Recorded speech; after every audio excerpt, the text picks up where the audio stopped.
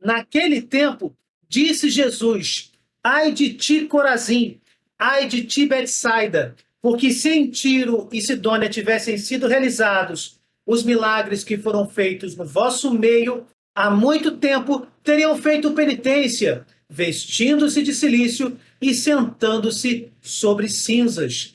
Pois bem, no dia do julgamento, Tiro e Sidônia terão uma sentença menos dura do que vós.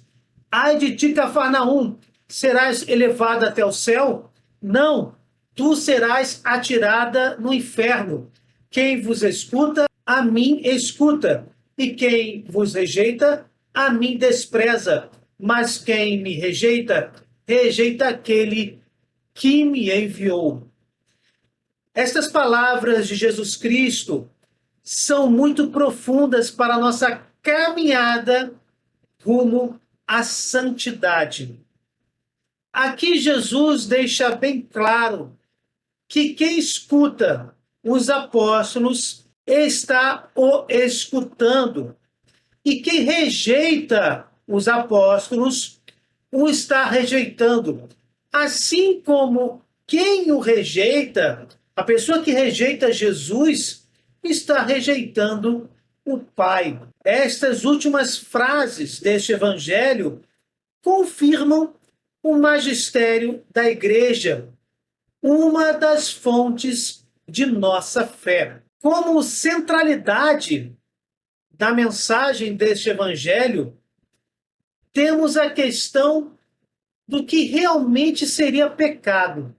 Porque, de forma simples, nós vamos perceber que o pecado é uma desobediência a Deus, mas deve ser uma desobediência consciente. Nós não podemos fazer como os fariseus, que viviam uma observância legalista e cega da lei de Deus. Para se cometer um pecado, são necessários requisitos. Nós precisamos ter pleno conhecimento do pecado que está sendo cometido por nós mesmos, pleno consentimento para cometermos os pecados, precisamos consentir neste cometimento. Também temos como requisito a matéria grave. Se aquele pecado não está dentro desta matéria grave, ele se torna um pecado venial. Se o pecado afronta a matéria precisada, principalmente nos 10 mandamentos, temos aí um pecado grave. É evidente que muitas pessoas vão passar as suas vidas sem conhecer o Evangelho. Muitas não ouvirão falar do nome de Jesus. E se ouviram falar, não sabem bem quem é este Jesus. Este nível de conhecimento é muito difícil de ser avaliado, mas para Deus, que é onisciente, que tudo sabe, que é a própria sabedoria, para Deus não haverá esta dificuldade. De forma simples, aquele que comete o pecado com pleno conhecimento, pleno consentimento e matéria grave, está cometendo um pecado mortal, um pecado grave. Na falta de um desses 3 requisitos, temos um pecado leve. Neste evangelho, Jesus Cristo está dizendo que os habitantes de Corazim, de Betsaida e de Cafarnaum viram Jesus Cristo, viram as obras do Messias, contemplaram o Deus encarnado. Portanto, estas pessoas têm um conhecimento de Deus e do verdadeiro Deus, que é Jesus Cristo, muito maior do que os habitantes de Tiro e Sidônia, que não conheciam o verdadeiro Deus e seus ensinamentos. Portanto, meus irmãos, todo pecado é pecado, mas existem sim pecados leves e pecados graves. E o conhecimento das circunstâncias do pecado podem qualificar o pecado como leve ou como grave.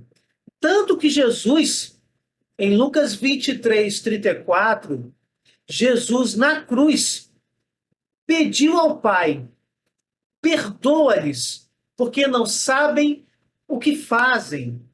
Jesus pede por aqueles que estão o crucificando e diz o motivo deste pedido: a ignorância.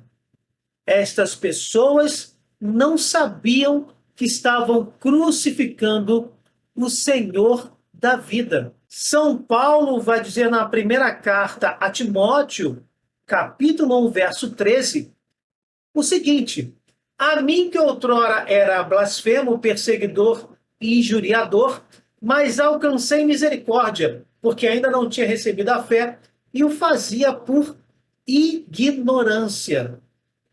Paulo admite que era blasfemo, perseguidor de cristãos e injuriador de cristãos e do próprio Cristo. Mas foi salvo, foi perdoado.